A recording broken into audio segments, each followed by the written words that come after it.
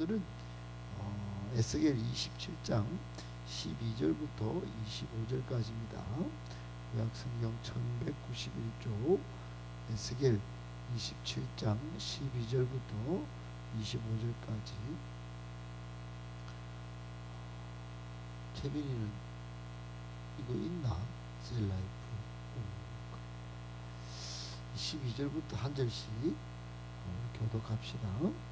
다시스는 각종 보화가 풍부함으로 너와 거래하였으며 은과 철과 주석과 납을 내 물품과 바꾸어 갔도다.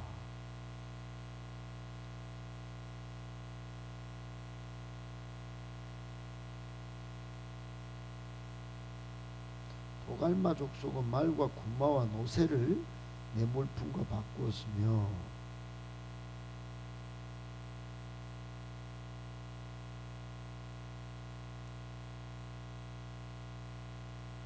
너의 제품이 풍부함으로 아람은 너와 거래하였으며 남보석과 자색 배와 수놓은 것과 가는 배와 산호와 홍보석을 내 물품과 바꾸어 갔도다.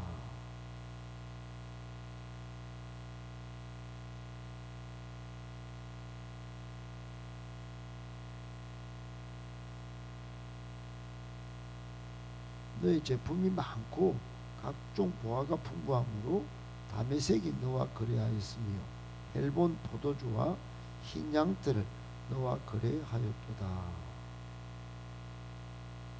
길사마는 실로 내 물품을 거래하였으며 가공한 계피와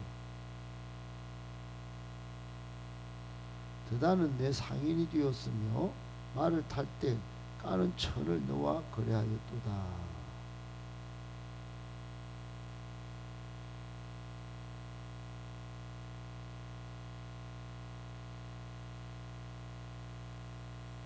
스바와 라마의 상인들도 너희 상인들이 되며 각종 극상품 향재료와 각종 보석과 황금으로 내 물품을 바꾸어 갔도다.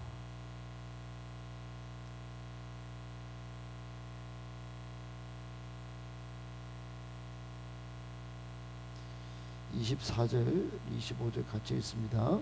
이들이 아름다운 물품 곧 청색 옷과 수놓은 물품과 빛난 옷을 백향목 상자에 담고 노끈으로 묶어가지고 너와 거래하여 내 물품을 바꾸어 갔도다. 다시스의 뼈는 때를 지어 내 화물을 나르니 내가 바다 중심에서 풍부하여 영화가 매우 크도다. 아멘. 오늘은 풍요를 실은 배, 이 제목으로 오늘 우리에게 주시는 하나님의 말씀 받도록 하겠습니다.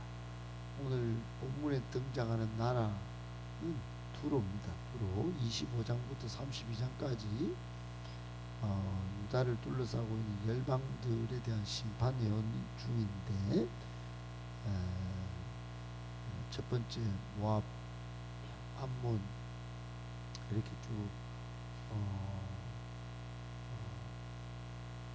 애굽, 블레셋 이렇게 하다가 오늘 두로입니다. 두로에 대한 심판을 오늘 주로 다루는 내용인데, 그 내용 중에 세 가지 교훈 받겠습니다. 첫 번째, 내 삶을 이끄시는 진짜 공급자이신 하나님을 놓치지 않아야 합니다. 내 삶을 이끄시는 진짜 공급자이신 하나님을 놓치지 않아야 합니다. 오늘 두로의 심판 중에 12절부터 15절까지 두로가 다시스는 스페인이에요. 지금 스페인. 그리고 야와는 그리스입니다. 그리스. 두발, 메색, 도갈마는 그 나라가 있었는데, 드단 등 당시 고대 근동과 지중해 전역에 걸쳐서 많은 국가들과 두로가 거래하고 거래했던 무역 품목을 막 나열하고 있죠. 은, 철, 주석, 납 같은 광물부터 노예, 말, 노새, 상아, 또 검은 나무, 에보니에 이르기까지 세상에 온갖 귀하고 또 값진 물건들이 두로의 배에 실렸습니다. 두로는 스스로를 모든 좋은 것이 모이는 풍요의 배이자 세계 경제의 중심지로 여겼습니다. 세계 경제의 중심지. 그랬습니다. 두로는 스페인부터 다시스를 스페인어로 알아야 됩니다. 나중에 요나 때도 다시스가 나오는데 야완도 나오고, 그리고 어떻든 드단에 이르는 완벽한 무역 네트워크를 구축했는데 그들의 배에는 은과 철, 상아와 보석 등 세상의 모든 귀한 것이 다 가득해서 그걸 다 무역으로 다 바꿀 정도로 힘이 세습니다. 그들은 생각했습니다. 이 풍요는 영원할 것이고 내가 곧 이 세계 중심이다. 그래, 이 고대 도시 두로의 모습은 여러분 어떤 걸 상상하게 합니까? 오늘날 현대인들이 못 가진 게 없잖아요. 그토록 갈망하던 완벽한 성공, 물질적 풍요의 축소판 같습니다. 은과 철 같은 단단한 자원부터 상아와 에보닉 같은 최고급 사치품까지 손에 다 쥐고 스스로를 세계 중심이라 믿었던 두로의 교만, 그리고 오늘날 결국 공급자를 잊은 인생이 마주하게 되는 영적 파산의 경고장 같지 않습니까? 그들은 가장 중요한 사실을 놓쳤습니다. 그 귀한 광물을 땅속에 묻어두신 분이 누구신지, 그 넓은 바다를 길을 열어 항해하게 하시는 분이 누구신지, 진짜 공급자이신 하나님을 기억하지 못했다 이 말입니다. 그러니까 우리가 받아야 할 교훈이 뭐죠? 두로가 이렇게 화려한 세계 무역 네트워크를 구축했으나 하나님을 빼고 나니까 나중에 영적으로 파멸했다. 오늘 우리 인생의 배에는 무엇이 실려 있습니까? 남들이 부러워하는 스펙, 통장의 잔고, 안정적인 사람과의 네트워크, 이거 채우려고 노력을 많이 하지만 정작 이 모든 것을 허락하시는 하나님을 인생의 배 뒤편으로 밀어내고 있지는 않습니까?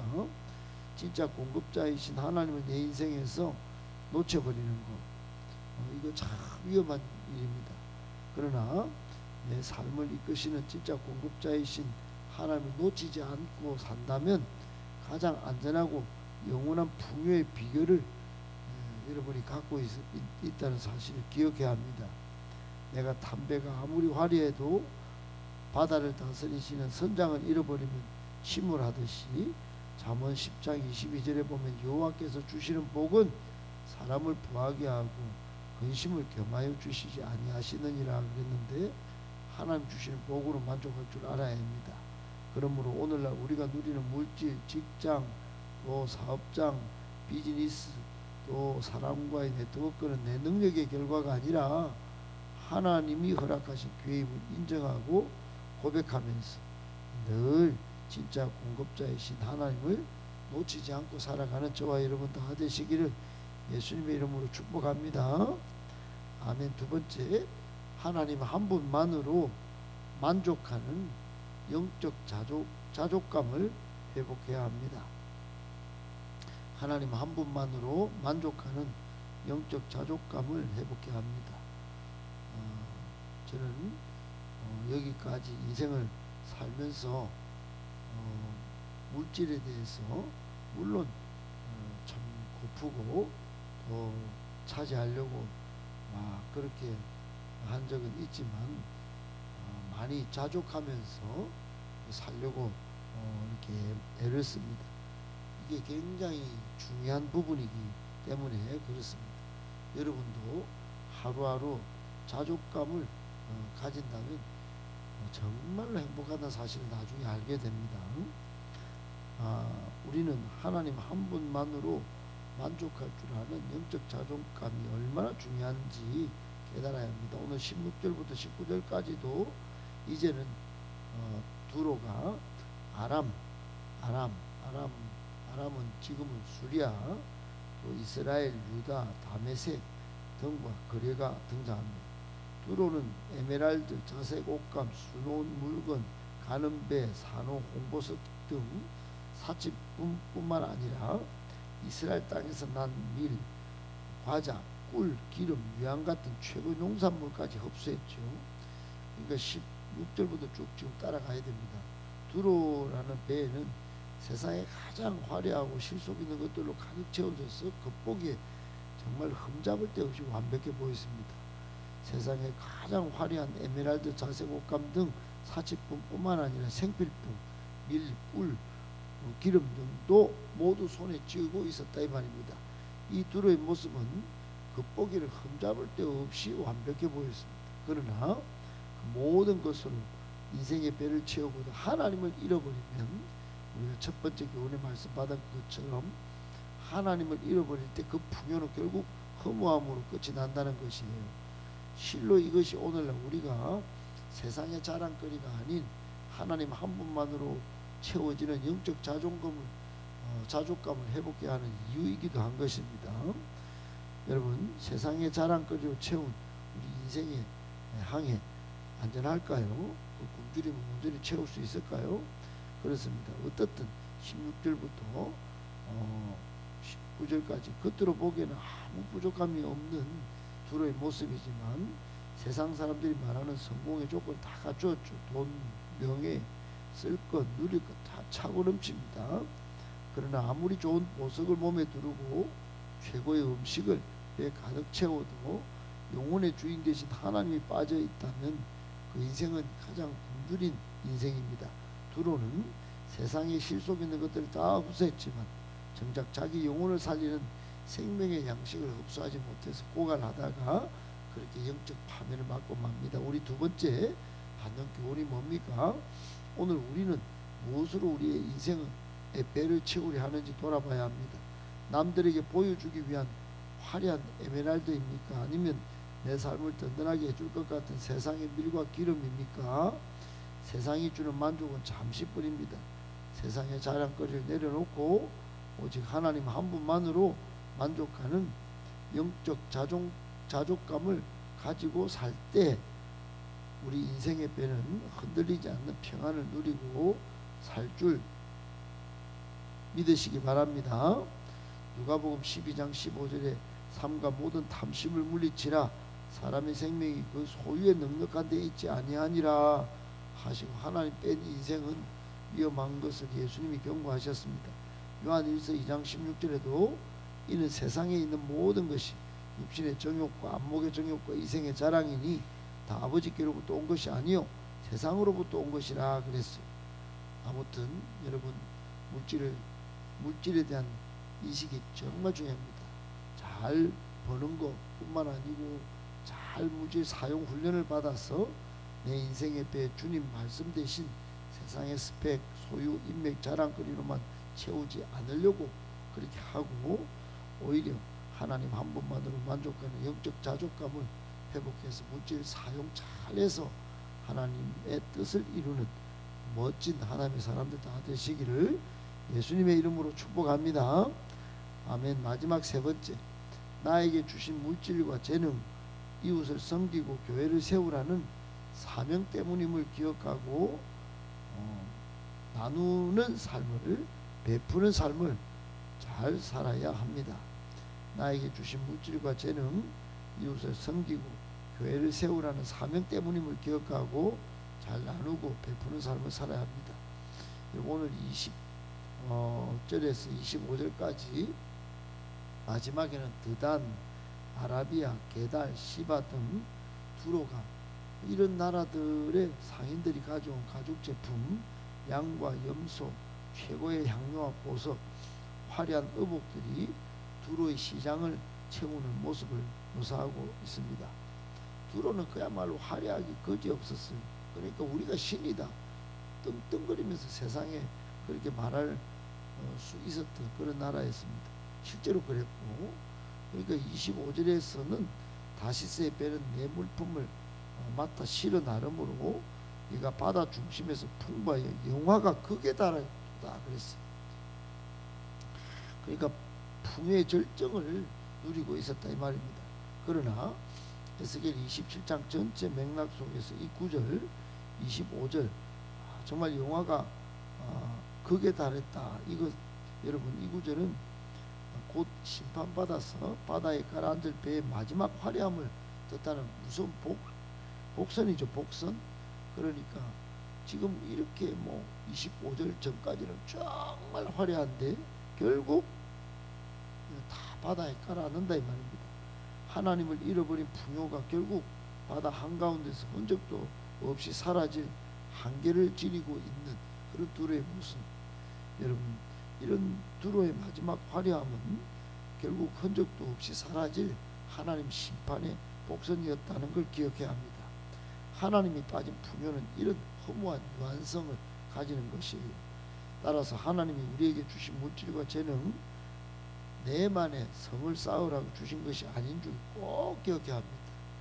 물질 사용 훈련을 잘 받아서 영혼을 살리려고, 또 이웃을 섬기려고, 또 교회를 온전히 든든하게 세우라는 사명으로 주신 것인 줄 알고 물질을 잘 사용하는 훈련을 반드시 받아야 합니다. 영원하지 않은 세상의 재물과 풍요에 목숨 걸지 말고 영원히 썩지 않은 하나님 나라와 영혼 구원에 인생을 투자해야 한다는 것이에요. 여러분, 그러므로 마지막 받는 교훈이 뭡니까? 풍요를 주신 목적과 사명을 빨리 발견해서 영광스러운 삶을 살아야 한다. 하나님께서 나에게 물질, 재능 이런 것들 풍요하게 주셨다면 그것은 나 혼자 배부르라고 주신 것이 아니고 영혼을 살리고 일꾼을 세우고 몸된 교회를 든든히 세우라는 세계 열방의 하나님 나라 확장의 사명 때문임을 기억하고 나누고 베푸는 그런 저와 여러분이 되어야 한다는 것이에요.